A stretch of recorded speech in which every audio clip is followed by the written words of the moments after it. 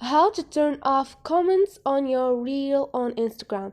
Hi guys, in this video I will show you how to turn off comments on your reel on Instagram. It's so easy and quick, so let's jump in. First thing, go to your Instagram and go to your profile. Now this is my profile. Click on reel icon and click on your reel. Click on those 3 points and click on turn off comment, which is the third option. And like you see, the comment icon disappear.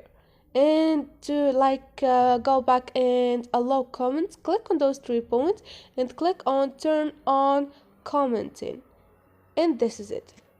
It's so easy and quick. So guys, hope this video was helpful to you, and if you like the video, don't forget to subscribe and like.